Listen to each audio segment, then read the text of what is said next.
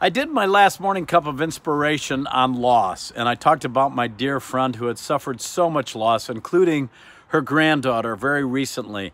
And some of your responses surprised me, and I thought I need to talk to you a little bit about those of us who are left behind when a loved one departs. And I want to talk to you about that in your morning cup of inspiration. You know, I lost my wife, Beth, and I wrote the book Hurricane of Love about the journey we had. And in this book, I talked about a counselor who really helped me, who told me that Beth was in heaven with Jesus now cheering me on, that I still had a race to run, and she wanted me to run it with everything I had. And you know, I feel it's so important for all of us to realize that. The other day, Zoe was in the yard, my little Bichon puppy, and she just runs around as fast as she can go with so much joy. It's as if she knows that I'm only going to let her out for a limited time each day, and she's got to just go for it. Well, I feel like that's the attitude we should have about our lives and about serving God. We need to go for it. We need to run hard for the finish line. And there are some verses in Hebrews that talk about this, but so many of you have written to me and said, you've lost loved ones 5 years ago, 10 years ago, and longer, and you still can't get over it.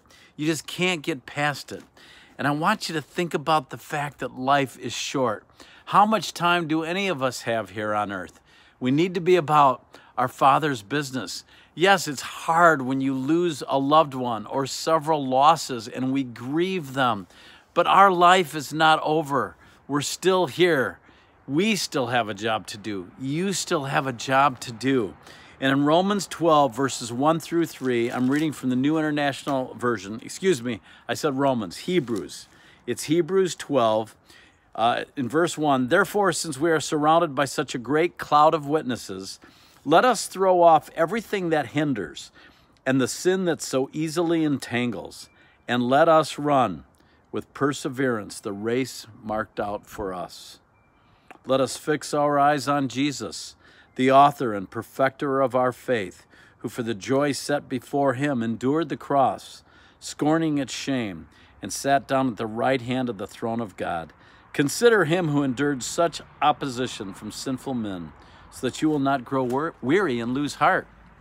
You see, Jesus could have climbed down off of that cross. He could have ended it, but it was his Father's will that he die for our sins so that we can run our race, so that we can know that when our race is finished, we can meet him in heaven and hopefully hear the words, "Well done, thou good and faithful servant."